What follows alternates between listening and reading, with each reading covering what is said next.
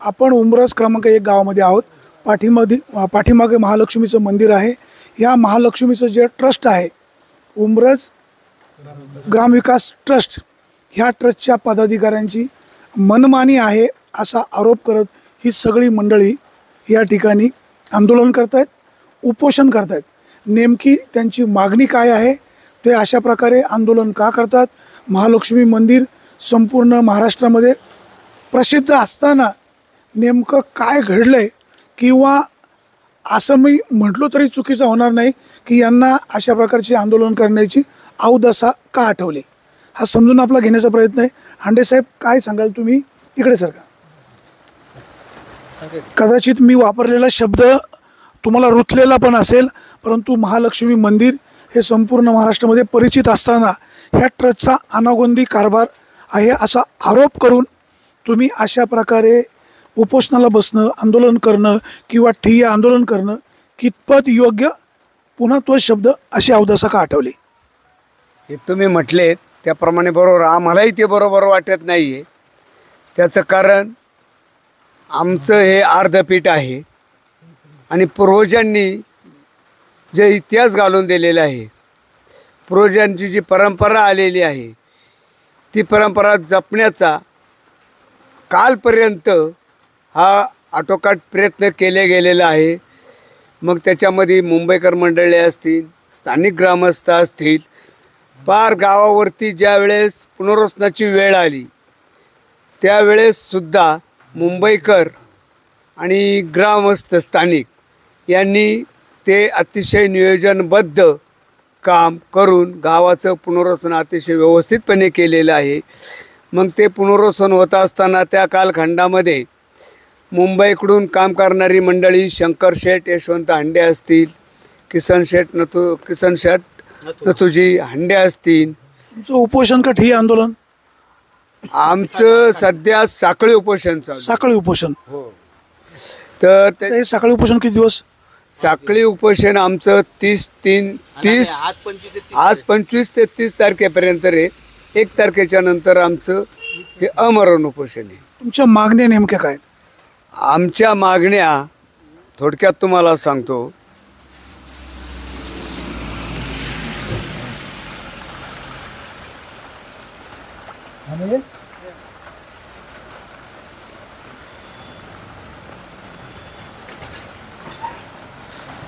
आमच्या मागण्या अशा आहेत की 1/4/2018 ते 30/3/2023 या कालावधीसाठी झालेली जी 15-20 वर्षांची निवड होती, त्यातील कार्यकाळ संपूर्णही जे 9 विश्वस्त राहिलेले त्यांनी आजपर्यंत त्यांचा पदभार सोडलेला नाही।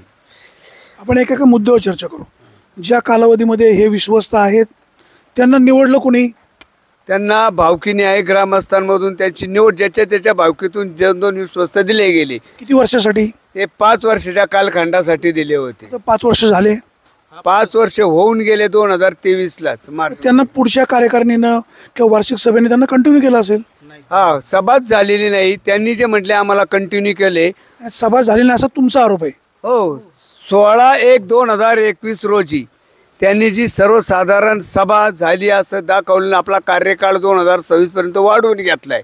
हे जर ते म्हणत असतील झाली तर त्याचा रितसर अजेंडा जो आमच्याकडे आहे, यांनी सभा बोलवल्याचा असे अजेंडे त्यांनी दिले होते का? थोडक्यात नवीन कार्यकारिणीला वार्षिक सभेची मंजुरी नाही असा तुमचा आक्षेप? हो, नाही। दुसरा आरोप असा आहे आमच्या त्यांच्यावरती की ह्याच अनुषंगाने त्यांनी 15ची बॉडी होती 7ची केली, परंतु 7ची 15 केली का 15ची 7 केली? 15ची 7 केली होती आणि परत 7ची 15 केली, परंतु काही मिटिंगा बोलवायच्या, सह्या घ्यायच्या, त्यांना योग्य वाटेल तो मुद्दा पुढे न्यायचा, अयोग्य वाटेल जो आपल्या 4 जणांच्या हिताचा नाही, गावच्या हिताचा आहे, तो डायव्हर्ट करायचा। म्हणजे कार्यकारिणी वाढवली किंवा बदलली, तुम्हाला अडचण काय? नाही, आम्हाला अडचण तेच सांगतो ना तुम्हाला। 15ची बॉडी 7ची केली, 7ची बॉडी 14ची केली, परंतु 14ची करीत असताना त्यांनी ह्या जो कार्यकाळ वाढवला गेलेला आहे आज 26 पर्यंत, हा कुणालाही विश्वासात न घेता वाढवलेला आहे. सभा न घेता धर्मदाय आयुक्तांनी त्यांना परवानगी दिली असेल. इथून खोटी कागदपत्र पुरवल्याच्या नंतर, खोट्या सह्या दाखवल्याच्या नंतर ते धर्मदायुक्त देणार. ते काय त्यांच्याकडचे डॉक्युमेंट खोटे आहेत, तुम्ही कशाच्या आधारे म्हणता? आमच्याकडे प्रूफ आहेत ना. काय पुरावे आहेत? आमच्याकडे सह्या ज्या झालेल्या आहेत त्यांचे अजेंडे नाहीत. विशेष सर्वसाधारण सभा असेल, सर्वसाधारण सभा असेल, याला दुसरे अजेंडे तर दिले पाहिजेत ना. त्यांनी अजेंडे काढले असतील ना, तुम्हाला मिळालं नसेल. असे अजेंडे पाहिजेत ना. मला एक झालं, बाकीचे लोक मग हा अजेंडा काढलेलाच आहे ना. आहे ना. मग असं काढलेलं नाही. अजेंडा काढला आणि मिटिंग नाही झाली. हा अजेंडा तर काढलाय ना. नाही नाही, त्या मिटिंगचा अजेंडा नाही, काहीच नाही. हा उधळले असं तुम्ही म्हणताय ना. 16/1 जी मिटिंग झाली त्याचा अजेंडा नाही किंवा काहीच नाहीये. काहीच अजेंडा. हा दुसरा आरोप. तिसरा आरोप काय? दुसरा नाही, तो दुसरं सांगतो मला. त्याच्यानंतर 21/8/2022 रोजी मळगंगामध्ये मंदिरामध्ये अजेंड्यावर सभा घेतली, हिशोबाची सभा घेतली, घटनादुरुस्तीची सभा घेतली त्या अनुषंगाने. आणि 10-11 विषय होते त्याच्यामध्ये. सभा चालू झाली त्यावेळेस विद्यमान अध्यक्ष रमेश मुरली दांडे हे होते सभेचे अध्यक्ष. सभेचे अध्यक्ष असताना त्यांनी पाठीमागच्या याचं इतिवृत्तांताचं वाचन केलं. वाचन केल्याच्या नंतर एक वादांकित मुद्दा आला गणेश मंदिराचा. गणेश मंदिराचा मुद्दा आल्याच्या नंतर त्यांनी अजेंड्यामध्ये घेतला होता. त्यावेळेवर त्याच्यानंतर त्यातल्या लोकांनी तो प्रश्न विचारला, वा गणपती मंदिराचं जे आहे त्याच्याविषयी काय झालं. तर उलटसुलट चर्चा झाल्याच्यानंतर त्यांनी डायरेक्ट राजीनामा दिला अध्यक्षपदाचा. 21/8/2022 मळगंगा हॉलमध्ये राजीनामा दिला. ती तुमची काय वार्षिक सभा होती? वार्षिक सभा होती, अजेंड्यावरची होती. राजीनामा दिला. राजीनामा दिला ते बाहेर आले. त्या ठिकाणी हे सगळे विश्वस्त होते. त्या टायमाला मी सुद्धा विश्वस्त म्हणून होतो, नारायणमा सुद्धा विश्वस्त म्हणून होते. परंतु त्यांची इकडची आम्ही हुकुमशाही बघितल्याच्या नंतर आम्हाला म्हणलं आम्हाला तुमच्या सामील व्हायचं. त्यांनी काय हुकुमशाही केली? हुकुमशाही हीच घटनादुरुस्तीच्या बाबतीमध्ये असेल. घटनादुरुस्तीच्या बाबतीमधली जी चाललं होतं त्याला आम्ही विरोध केला. इकडे विरोध केल्याच्या नंतर त्यांनी आम्हाला आर्यरावीच्या भाषा केल्या सभागृहामध्ये. आर्यरावीची भाषा केल्यानंतर धावून जायचं अंगावरती. हे आम्ही बघितल्यानंतर आम्ही म्हणलं आम्ही तुमच्याबरोबर नाहीत. आम्ही आमचे राजीनामे दिले. आम्ही बाहेर पडलो. बाहेर पडल्यानंतर आमचा राजीनामा त्यांनी तसा ठेवला, मंजूर केला गेला नव्हता. ती सभा उधळल्याच्या नंतर त्या टायमाला शिवाजी महादेव हांडे आता विद्यमान अध्यक्ष आहेत. ते म्हणले आपण 8 दिवसात सभा घेऊ. ती सभा काय झालीच नाही. खरं तर ती सभा जो अध्यक्ष निघून गेल्याच्या नंतर उपाध्यक्षांनी घ्यायची असती, त्यांनी घेतली नाही. ती सगळी विश्वस्त मंडळी आली. मी त्यांच्यामध्ये होतो, नारायण मामा होते. इथं कार्यालयात मिटिंग झाली. रमेश मुरली दांडे यांचा राजीनामा एकमताने मंजूर झाला. तिथेही मंजूर झाला, इथेही मंजूर झाला. संचालक पदाचा, अध्यक्षपदाचा सगळ्याचा राजीनामा त्याचा मंजूर झाला. आणि गावापुढे जाहीर राजीनामा दिला. मंजूर झाल्याच्या नंतर त्यांना काय खुमखुमी आली आम्हालाही माहिती नाही. अशोक शेठ हांडे यांच्या माध्यमातून त्यांनी मुंबई या ठिकाणी मिटिंग लावली. मुंबईला मिटिंग लावल्याच्या नंतर अशोक शेठ हांडे यांनी सगळ्या ट्रस्ट विश्वस्त मंडळाला मुंबईला बोलवलं. त्यांच्या गाड्यावरती मिटिंग झाली. मिटिंग चालू असताना नारायणने आम्ही त्यांना विरोध केला. म्हणलं ज्या माणसांनी गावासमोर गावाला धमकावून राजीनामा दिलेला आहे आणि त्यांचा राजीनामा सर्व विश्वस्त मंडळाने मंजूर केलेला आहे, त्याच्यामुळं ही व्यक्ती परत त्याच पदावर आणणं हे उचित होणार नाही.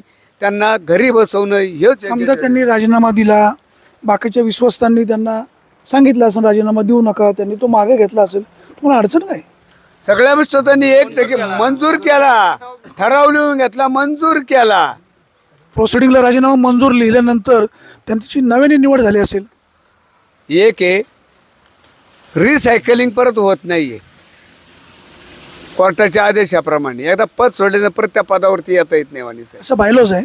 बायलॉज नाही, पण कोर्टाच्या नियमानुसार तुम्हाला येता येत नाही. एखाद्या संचालकाने राजीनामा दिला आणि पुढच्या कार्यकारिणी त्यांना पुन्हा संचालक केलं तर प्रॉब्लेम काय? पुढच्या कार्यकारी करता येते, पण तुम्ही चार दिवसापूर्वी राजीनामा देता आणि 6व्या दिवशी परत अध्यक्ष होता. हे योग्य नाही ना. गावाच्या हिताचं आहे का? पुढची काय मागणी? त्याच्यानंतर सांगतो अशोक शेठ हांडेंच्या इथं मिटिंग झाल्याच्या नंतर तिथं त्यांनी हे विषय घेतले. आम्ही ते फेटाळून लावले. नंतर फी वाढीचा 3,000 5,000 रुपये फी वाढ करायची, 3,000 रुपये फी वाढ करायची, वर्गणी वार्षिक वर्गणी वाढवायची सभासदांची, त्यालासुद्धा आम्ही मान्यता दिली नाही. ते म्हटले मी गावाला आल्याच्यानंतर मिटिंग घेतो, मग आपण बसू करू असं त्यांनी सांगितलं. पण म्हणलं मिटिंग अजेंड्यावरची पाहिजे, अशी तोंडी मिटिंग नको. तुम्ही गावाला तुमच्या सवडीत येणार, मिटिंग बोलावणार, लोकांना माहिती नाही पडणार कधी येणार आणि कधी जाणार, 4-10 लोक असणार, त्याच्यामध्ये तुम्ही करून जाणार सगळ्या गावाला भोगायला लागेल. तर त्यांची चुलतीची दशक्रिया होती 28/1/2023ला. तिसरी मागणी काय ते बाकीचं जाऊ द्या. आमची मागणी फक्त एवढीच आहे, ह्या 9 विश्वस्तांनी जे गावाला वेठीस धरलेलं आहे कार्यकाळ. गावाचा काय संबंध आहे? ट्रस्ट जी असते ती सभासदांची असते. ऐका, गाव ट्रस्ट नाही नाही नाही नाही. हे गैरसमज नको. जी लोक त्या संस्थेचे सभासद आहे त्यांनाच बोलण्याचा अधिकार आहे. जेवढे असतील तेवढे. गावची लोकसंख्या किती? हं? गावाची लोकसंख्या 5,000. एवढे त्या ट्रस्टचे सभासद नाहीत. गावचे 1400 लोक. तुम्ही सभासद आहे? हो. ऐका काय होते, गावाला उत्पन्नाचा कुठलाही स्रोत नाही.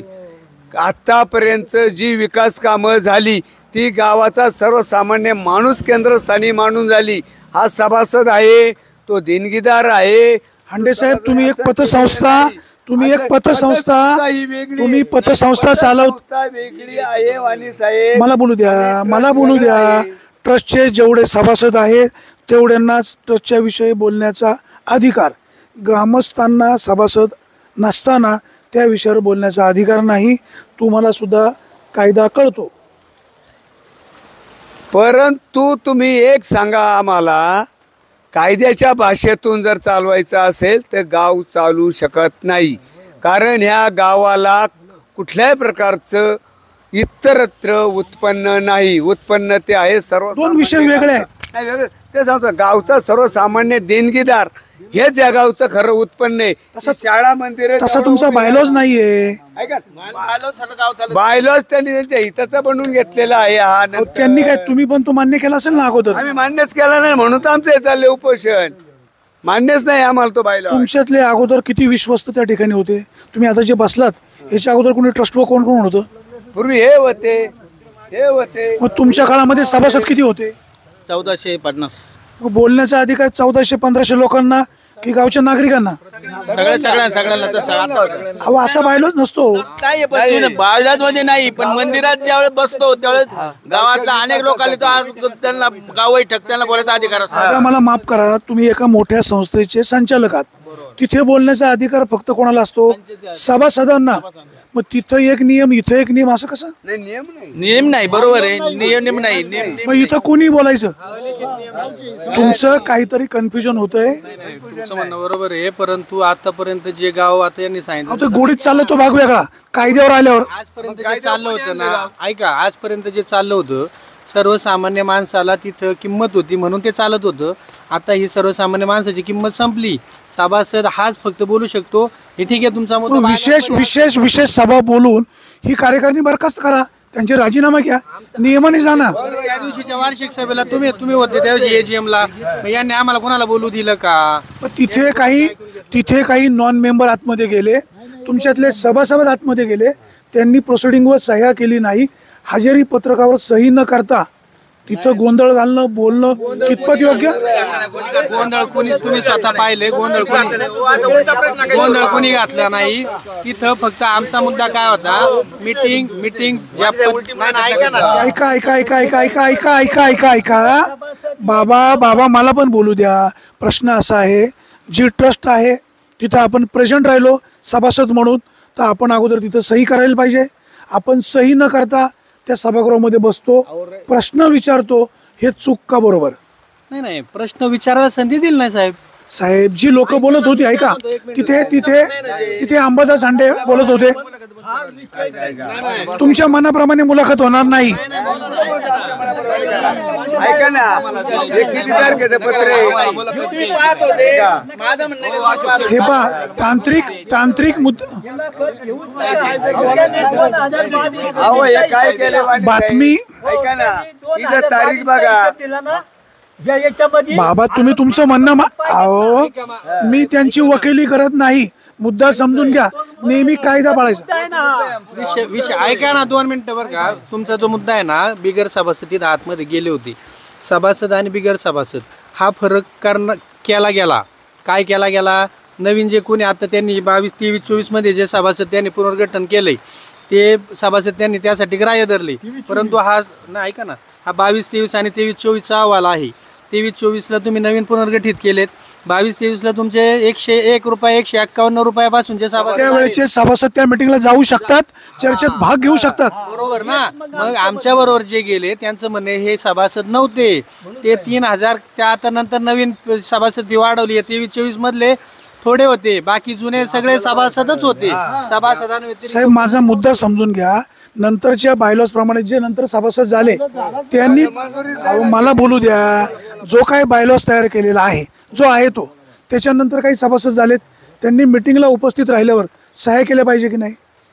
ऐका, विषय तसा नाही झाला. थोडं एंट्री करताना तुम्ही उशीर आले. थोडं एंट्री करताना ऐका ना, 2 विषय वेगळे आहेत. आम्ही स्वतः बोललो सही करायला रजिस्टर पाठवा. काय अहो बाकीची लोक दादा ऐका ना, बाकीची लोक त्या टेबलावर सह्या करतात आणि रजिस्टर तुमच्याकडे घेऊन येऊन सह्या करायला मागणं योग्य आहे? नाही, आजपर्यंत आमच्या प्रत्येक AGM ला प्रत्येक मिटिंगला सह्या फिरूनच घेतल्या जातात आणि त्या हिशोबाने समजा त्या दिवशी नाही सह्या केल्या, चला आमचं चुकलं. परंतु विषय असा आहे, आम्ही एंट्री करताना यांनी आम्हाला आधार कार्ड मागितली, बरोबर, त्यानंतर आयडेंटिटी कार्ड मागितली. त्याचा काय संबंध?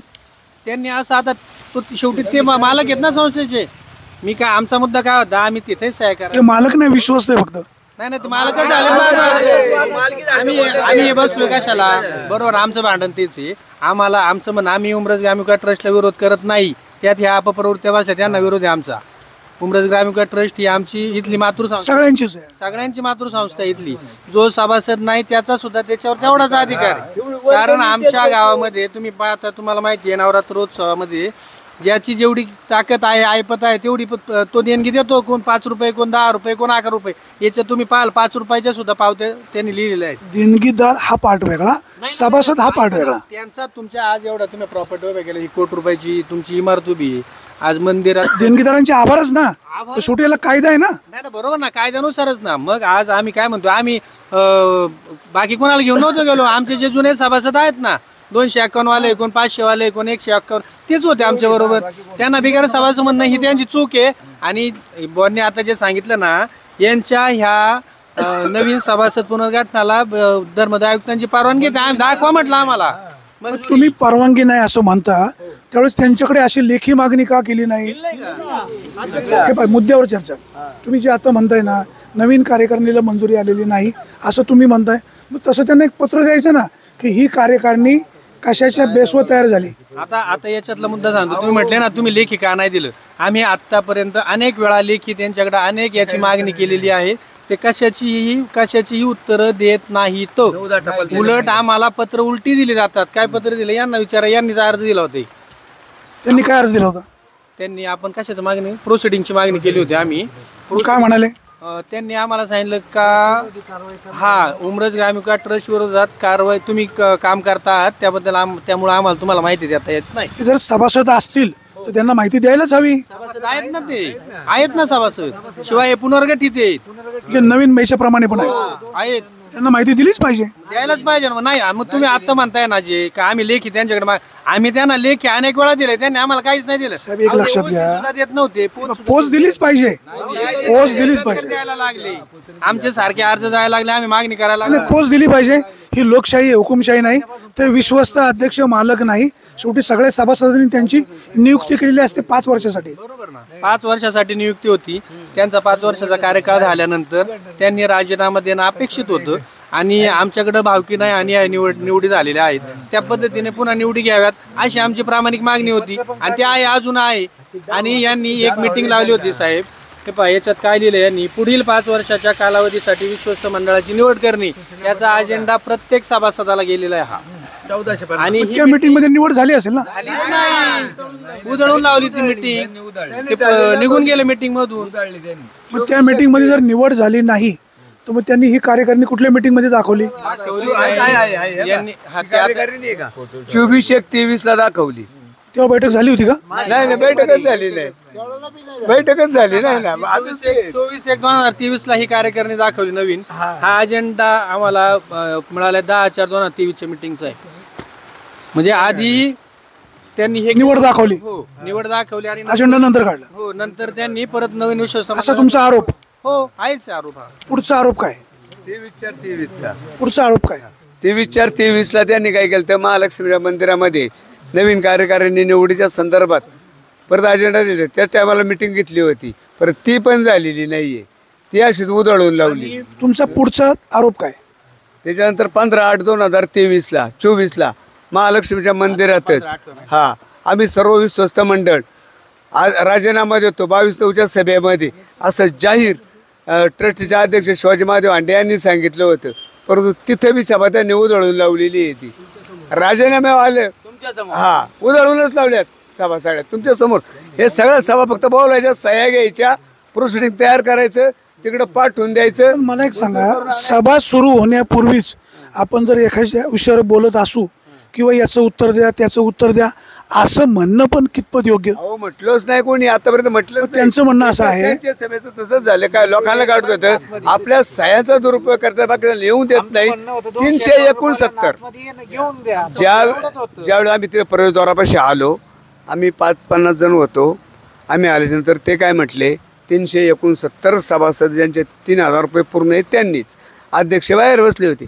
आम्ही म्हणता तुम्ही 369 आहेत ना 3,000 वाले, त्यांची आम्हाला फक्त मंजुरी दाखवा. तुम्ही धर्मदाय आयुक्तांनी 369 सभासदांची मान्यता दिल्यास तारीख आम्हाला दाखवा.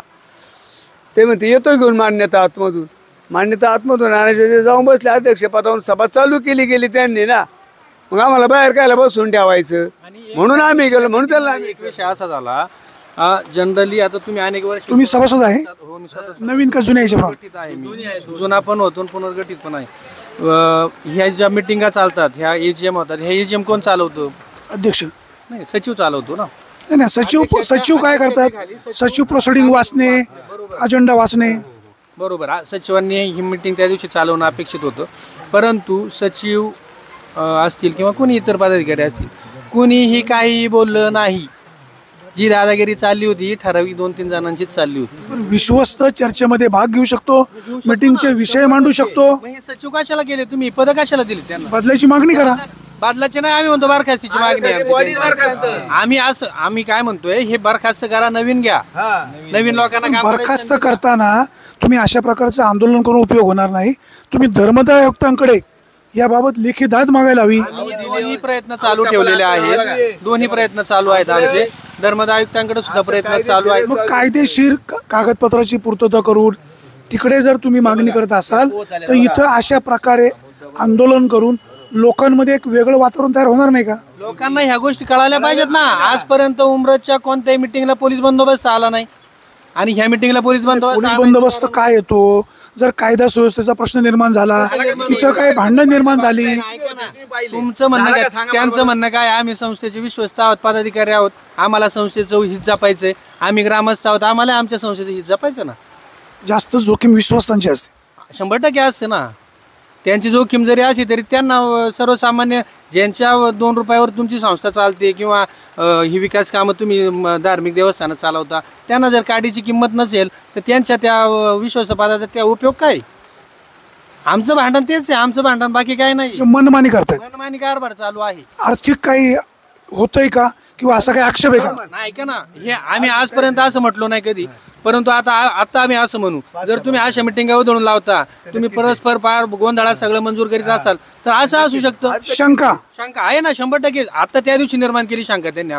तुम्हाला पदं सोडायची नाहीत, तुम्हाला मिटिंगमध्ये चर्चा घडून आणायची नाही, तुम्हाला डायलॉग ठेवायचा नाही. देवाच्या कारभारामध्ये कोण असं करू शकत नाही. तुमचं काय राजकारण असेल ते होईल, भरोसाच नाही राहिला. नाही, महाराष्ट्रातल्या पाळी आपल्या तुळजापूरच्या भवानी मातेच्या मंदिरात झालं तर इथं का होऊ शकत नाही? कसं आहे, तुमचा तो संशय आहे. असेल तर तुम्ही धर्मदाय आयुक्ताकडे ऍडमिट व्हा. पुढची मागणी काय चालू आहे आमचं धर्मदाय आयुक्ताकडे?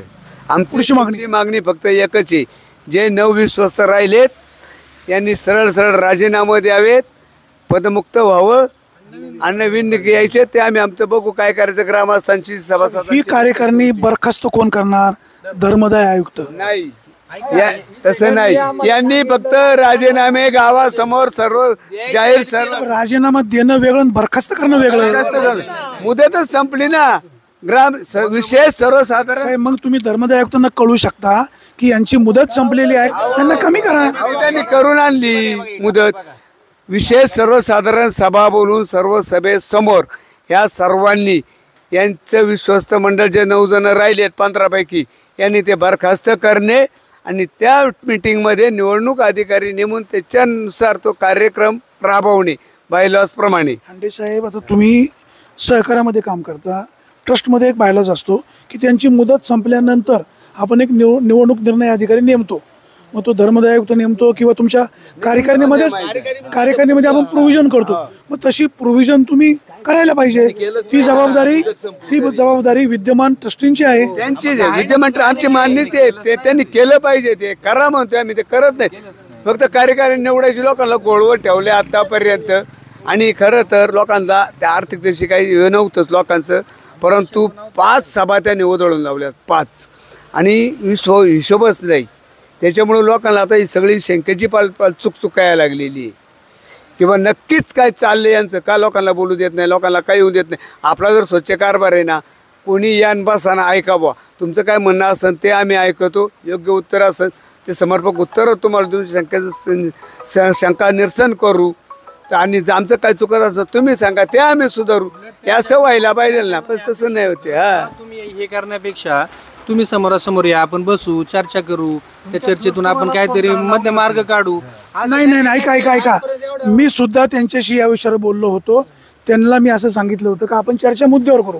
हांडे म्हणाले होते मी मुद्दे काढतो, तुम्हाला मुद्दे देतो, आपण मुद्द्यावर बसू. यांचे मुद्दे मला अद्याप आलेले नाही. तसं वास्तविक माझा काही रोल नाही. चला बाबा, एक मोठं देवस्थान आहे, कुठंतरी आपलं चव्हाट्यावर नको, अशी आपली चर्चा होती. पण हे मुद्दे तुम्ही कालपर्यंत दिलेले नव्हते. अहो दादा, तुम्ही हे मुद्दे कालपर्यंत दिलेले नाही का? दिले होते. हेच मुद्दे हेच मुद्दे आहेत ना आमचे. तुम्ही मला कालपर्यंत मुद्दे दिलेले आहेत ना आम्ही. ठीक आहे, ते तुमचं तुम्हाला गावाला माहिती. हे जे आम्ही आज तुम्हाला सांगतो ना, हे आम्ही माहितीच्या आधारावरच बोलतोय. आम्ही उगाच बोगस बोलत नाही. आम्ही धर्मदाय आयुक्त कार्यालयाशी आम्ही निगडीत आहोत. आमच्या तिकडं पण तुम्हाला कायदेशीर मार्गानेच न्याय मिळू शकतो. धर्मदाय आयुक्त या संपूर्ण प्रकरणाची चौकशी करील. जे दोषी असतील त्यांच्यावर ॲक्शन होईल. माझा एक शेवटचा प्रश्न, महालक्ष्मी देवस्थान एक मोठं आहे, नवरात्र उत्सव पुढ्यात आहे, अशा प्रकारचं ओंगळ प्रदर्शन मांडणं कितपत तुम्हाला शोभतं, असा कॉमन मॅनचा प्रश्न आहे. त्यांना शोभते, आम्हाला नाही शोभत. त्यांना शोभा देते, त्यांना शोभा देते. त्यांनी आणली पाळी, त्यांनी आणली म्हणून त्याला शोभतं का? आम्ही अध्यक्षांना सांगतो. आतापर्यंत असं कधी झालं का? पोलीस बंद होतं, कधी ग्रामसभा झाली का? हे त्यांना शोभतं का?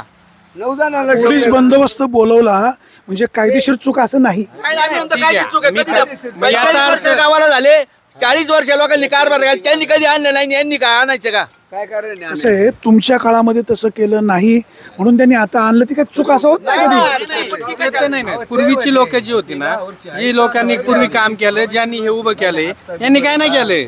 हे सगळं जुन्या मंडळींनीच उभं केलं, ही मंदिरं बांधली.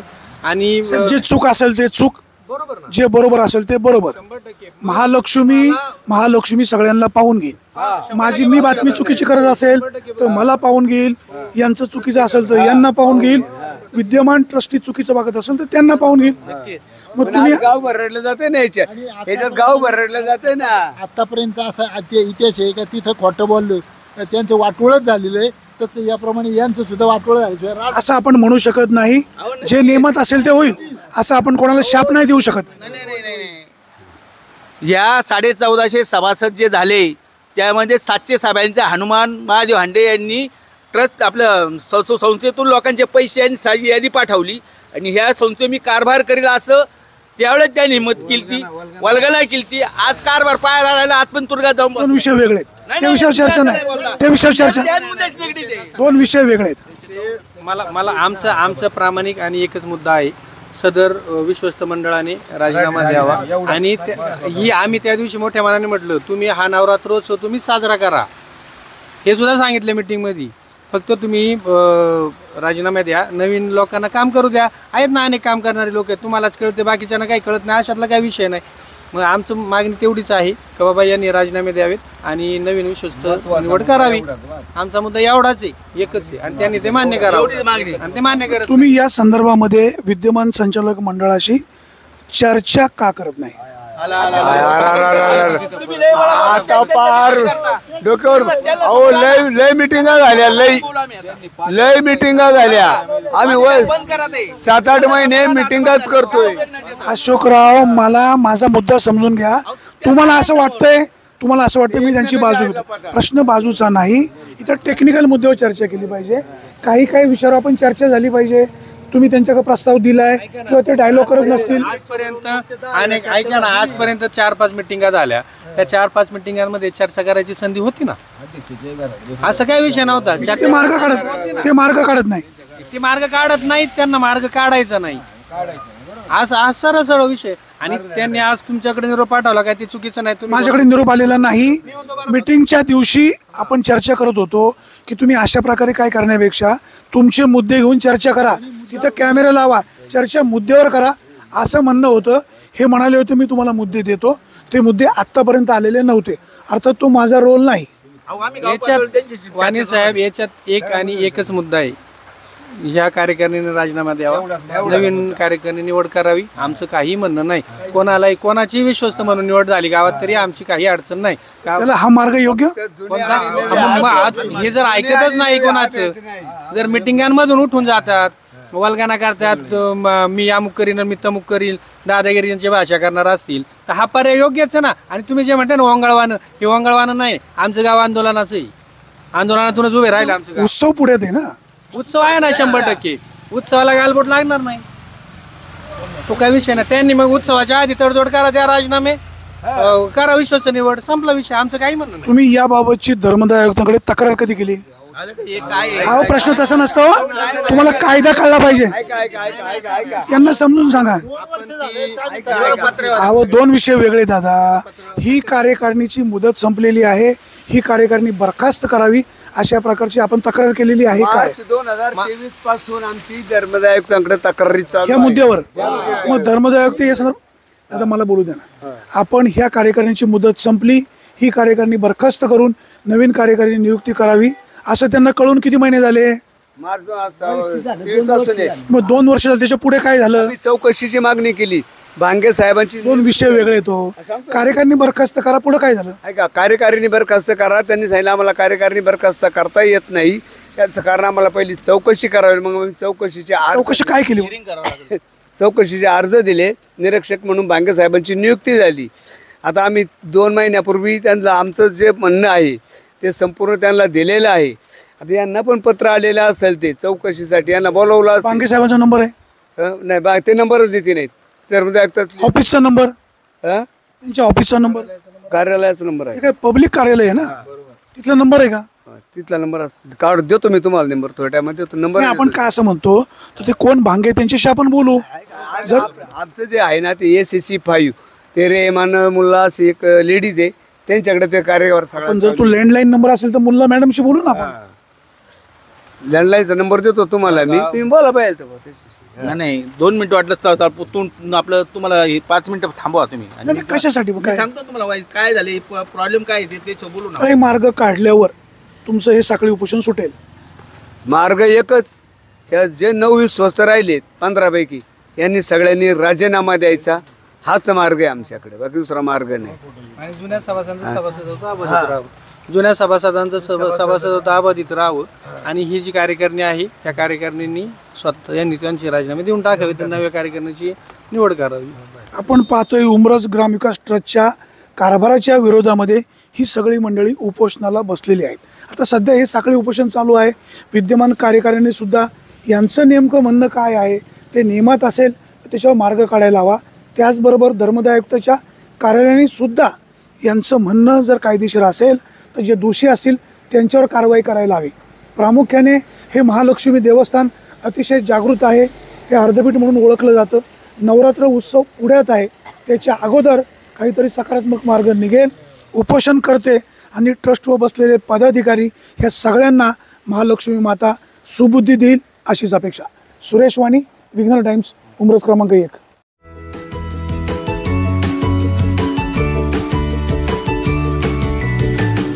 बातम्या शेतीच्या, बातम्या मातीच्या, बातम्या अन्यायाच्या, गुन्हेगारीच्या,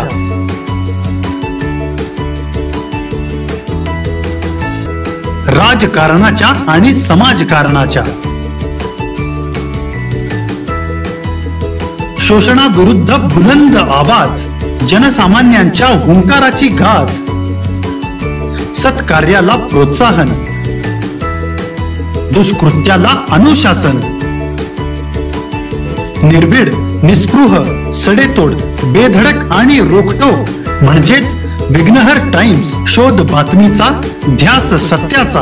आपलं चॅनल, आपली बातमी. सबस्क्राईब तर कराच, पण बेल आयकॉनवर क्लिक करायलाही विसरू नका.